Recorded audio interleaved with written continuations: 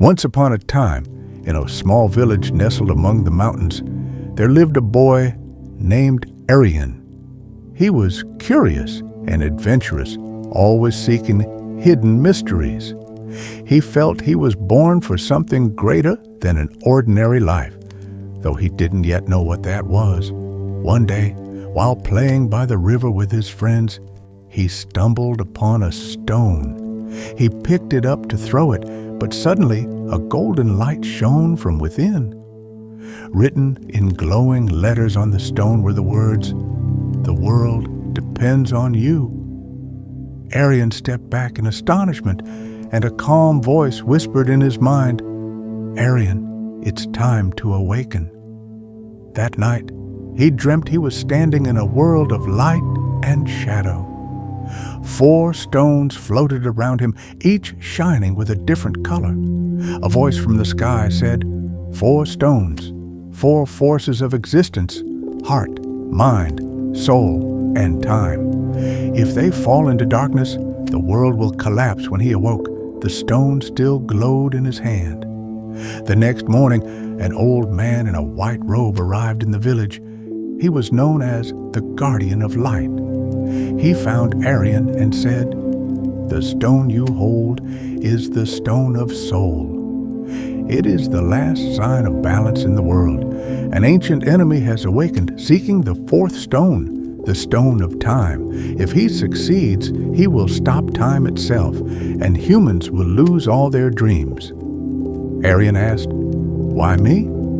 I'm just an ordinary boy." The old man smiled. "You were chosen not for your strength, but for your heart." Days passed, and the sky grew dark as shadows spread over the village. People ran in fear, but Arian realized his time had come. He set out on a great journey with a girl named Leah, the Guardian's apprentice.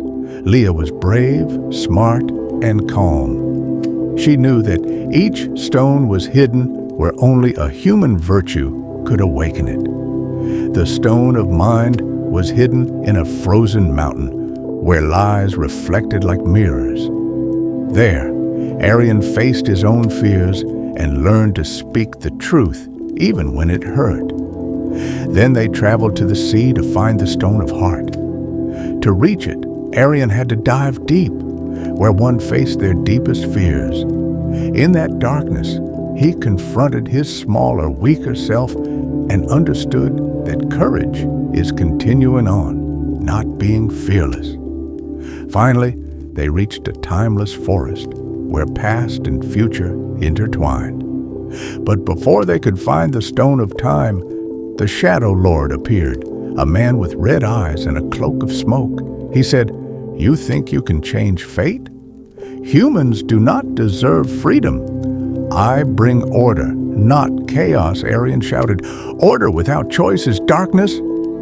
An epic battle began. Shadows clashed with the light of the stones. The earth shook, the sky tore open, and the Shadow Lord held the 4th stone in his hands. Suddenly, everything froze. Time stopped. Even the wind ceased to blow. Only Arian remained, the stone of soul still glowing in his hand. A voice within him said, "The power of the stones lies in your heart, not in your hands." Arian closed his eyes and remembered every moment he had not lost hope. His mother's smile, Leah's kindness, the light shining from within.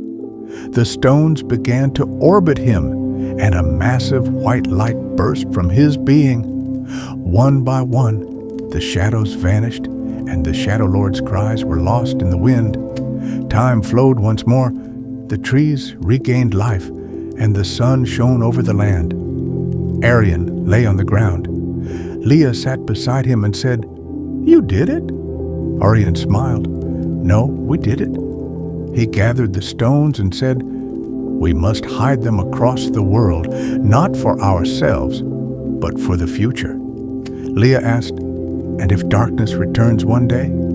Arian replied, "Then someone else will be chosen." The world always depends on those who still believe in the light. Years passed. The village thrived once again. People lived in peace, unaware that a small boy had once saved the world. And now, children, whenever the sky darkens and a light shines through the clouds, know that it might be from Arian stones, a light that reminds us that hope never dies.